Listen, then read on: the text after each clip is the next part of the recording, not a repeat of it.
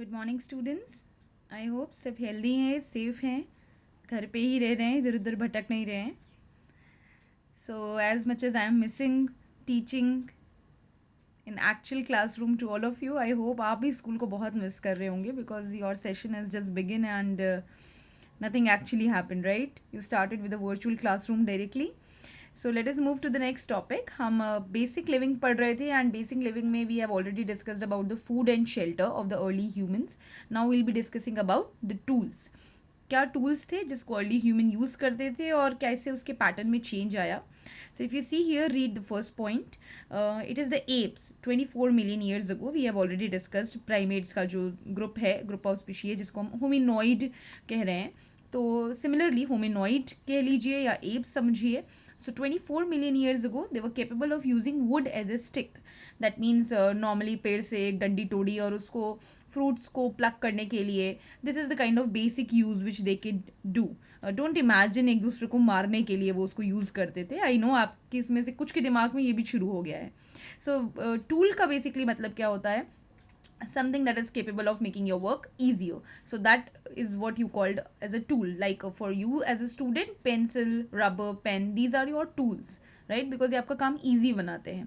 So apes के लिए उस टाइम पे wood stick was a basic primary tool.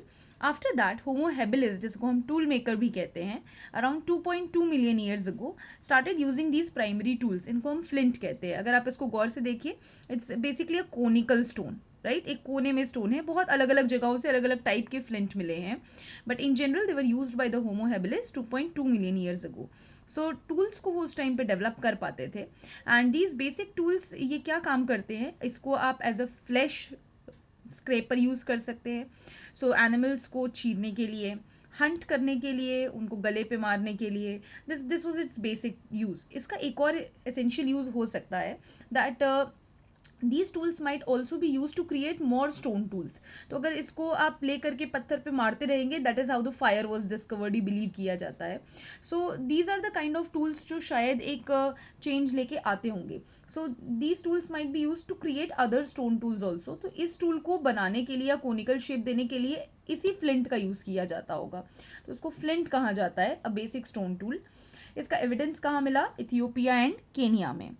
Continuing that, 35,000 years ago एक इंटरेस्टिंग टूल मिला, स्पीयर थ्रोअर, जिसको आज की डेट में जावलिन थ्रो जो कंपटीशन चलता है ओलंपिक्स में भी. फाइन. तो भाला है बेसिकली, ये थोड़ा सा बस अलग है. इसका यूज़ आप समझ रहे होंगे, लॉन्ग डिस्टेंस हंटिंग के लिए, दूर से ही एनिमल को मारने के लिए. That is why spear thrower को यूज़ किया गया होगा. So spear thrower, bows and arrows, that means धनुष बाण. अगर रामायण महाभारत देख रहे होंगे तो ये टूल आपको काफ़ी दिखेगा. So they were primarily used for what? For chopping, flesh, hunting. This is what the primary use of these tools. Fine. 21,000 years ago एक बहुत बड़ा invention मिला. That is a sewing needle. एक सुई का इन्वेंशन इतना बड़ा क्यों है? वो इतना बड़ा इसलिए है बिकॉज अगर नीडल नहीं होती तो ह्यूमंस कपड़े पहनना नहीं सीखते. सो एक नीड फील होने लगी है to stitch the clothes, and that is how they have started stitching the flesh, the animal skin, and then wearing that animal skin. So एक स्विंग नीडल का इन्वेंशन भी अपने आप में एक बहुत बड़ा कॉन्ट्रीब्यूशन है टूल के सेक्टर में. Fine.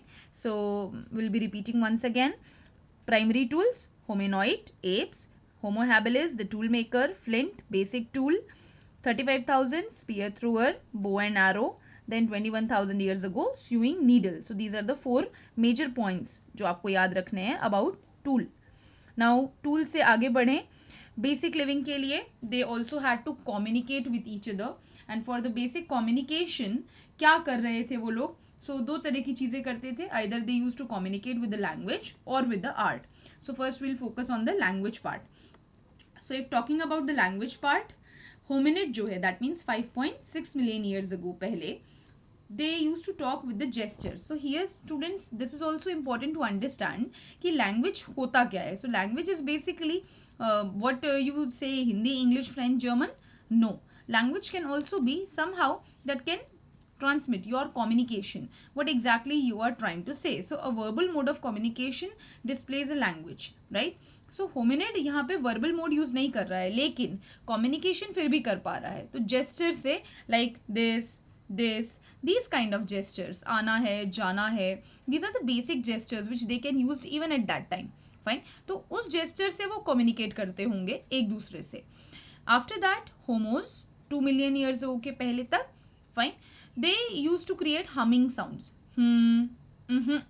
These kind of sounds. So yes, no, this is what they can talk to each other. Imagine the kind of language, right? अगर हम क्लास में होते तो एक्सपेरिमेंट करते, एक दूसरे से बस yes और no में ही बात करते एंड करके बात करते. So it would have been a nice experiment.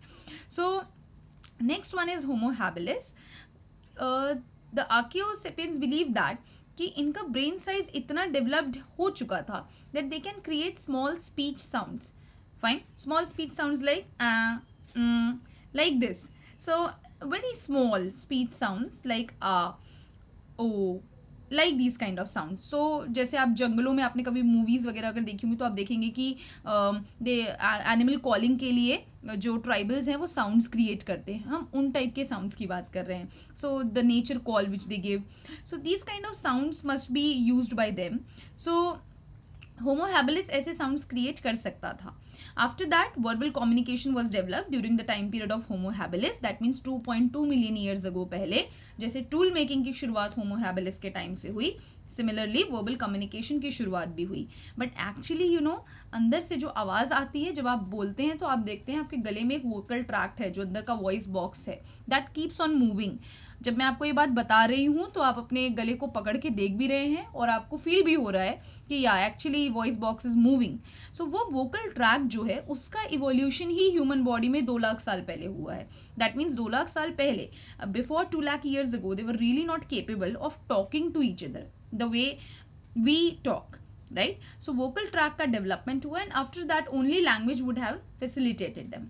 सो इसके पहले तक इट इज़ बिलीव कि आर्ट जो है एक सबसे इम्पॉर्टेंट मोड रहा होगा to talk to each other.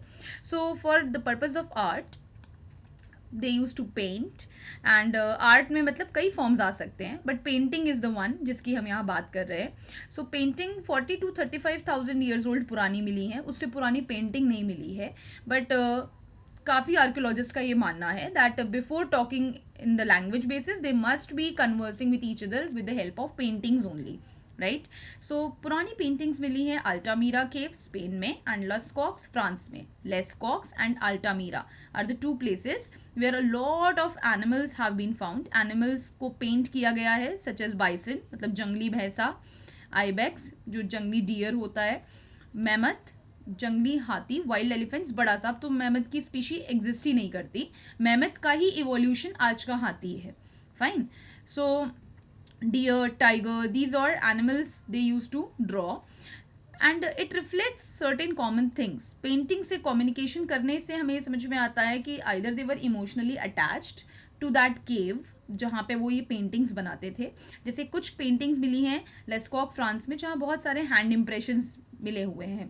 तो इट शोज दैट कि they were developing emotional attachment towards the residence. जैसे आपको अपने घर से प्यार हो जाता है एंड आप अपने घर से किसी और के घर में जाते हैं तो यू स्लाइटली फील अनकंफर्टेबल. किसी रिलेटिव के यहाँ भी जाना हो तो आपको in general if you will change your place तो you won't be able to sleep on the same day as nicely as you are sleeping in your own room. So your own shelter you start to love it because you live there every day. तो कुछ ऐसा ही इनके साथ भी होता है. वो रहने के लिए भले ही केव में रहते हैं बट उस केव से भी उन्हें एक इमोशनल अटैचमेंट डेवलप हुआ, ऐसा समझ में आता है पेंटिंग्स को देख करके. Then it might be an evidence of plan hunting. एक बड़ा सा मैमोथ बना करके मे बी प्लानिंग करते होंगे तुम इसे यहाँ से अटैक करना, तुम वहाँ से अटैक करना. So this is how a plan hunting. और also it reflects the association with the place. उस प्लेस को लेके अपनी बिलोंगिंगनेस दिखाने की कोशिश करते होंगे. मे बी वो हैंड इम्प्रेशन एक नेम प्लेट की तरह काम करते होंगे कि यहाँ पे इतने ह्यूमंस रहते हैं, ये इतने ह्यूमंस का घर है. This might be possible. They were also using painting as a meeting place. Fine. So a particular painting made somewhere and this is how they used to signify each other. जहाँ पे ibex बना हुआ मिलेगा वहाँ पहुँच जाना. So that is the adda you can say where they all can come and meet. So let's look at some of the images. This is a cave painting from Altamira. That's a bison which they have made. So देखिए 40,000 साल पुरानी painting है. Colours देख लीजिए and you see अभी भी alive हैं. कभी स्पेन जाने का मौका मिले तो ज़रूर देखिएगा. It's a UNESCO world heritage site. This is see Lascaux France. You just see the hand images. So many hands are there, so many of them are there and they have impression. If you are wondering कि कुछ hands black दिख रहे हैं कुछ के colours, तो ये colours fade हुए हैं इसलिए ऐसा दिख रहा है. फाइन, ये एक्चुअली में इस कलर के ही उन्होंने हैंड इम्प्रेशंस दिए हैं. तो क्या ये हैंड इम्प्रेशन सजेस्ट करते हैं? या तो एक सिग्निफिकेंस दिखाने के लिए कि this is our house, either they must be leaving this cave, so before leaving they must be feeling emotionally attached to their house, so they must have shown their impression कि ये हमारा, हम यहाँ पे आए थे कभी. so this is the kind of thing which they must be doing, right? then you see the beautiful Altamira caves. ये देखिए, these are trying to, ये archaeologists है जो उसके बारे में सोच रहे हैं. and you see here, ये पूरा सीलिंग पे किया हुआ है. fine, that this is the top portion of the cave जिसके ऊपर पेंटिंग बनी हुई है. and that's a mammoth. Fine, there is a plan hunting. So इसीलिए इतना बड़ा बड़ा मैमथ बना देते होंगे केव्स के अंदर भी, just to find it out. Now let us move to the next topic, the different branches of history. ये सारी की सारी स्टडी, जो पूरा चैप्टर हमने पढ़ा, whether about the evolutionary history and the basic living, ये सब हमें दो इंपॉर्टेंट ब्रांचेस से पता चलता है. सो हिस्ट्री जो सब्जेक्ट है वो आगे जाके और डेवलप होता है इनटू डिफरेंट ब्रांचेस. हिस्ट्री में भी बहुत सारे सब्जेक्ट्स आते हैं.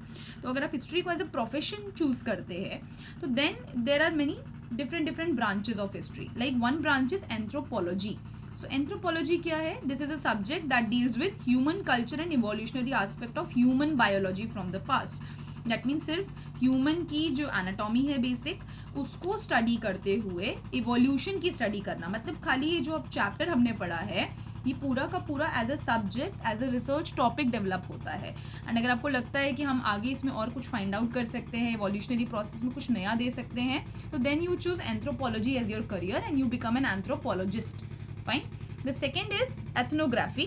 एथनोग्राफी क्या बताती है? Tells us about the study of ethnic groups. जो डिफरेंट नेटिव ग्रुप्स होते हैं उनकी स्टडी. क्या स्टडी करना होता है? Livelihood, gender roles and political framework.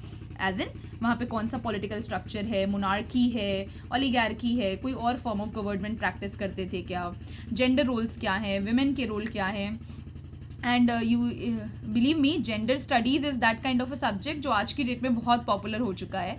And then livelihood, सो उनका बेसिक लिविंग वगैरह क्या है, this is what they use to discuss. So these subjects discuss among the ethnography. So ethnographist हमें बताते हैं इस बारे में. तो हमने बेसिक लिविंग जो पूरा पढ़ा वो एथनोग्राफी सब्जेक्ट्स में पढ़ा, और जो हमने ह्यूमन इवोल्यूशन पढ़ा स्टार्टिंग में वो पूरा एंथ्रोपोलॉजी का सब्जेक्ट था. तो आज हमने हिस्ट्री के दो ब्रांचेस की स्टडी का एक मिक्स चैप्टर पढ़ा. Fine.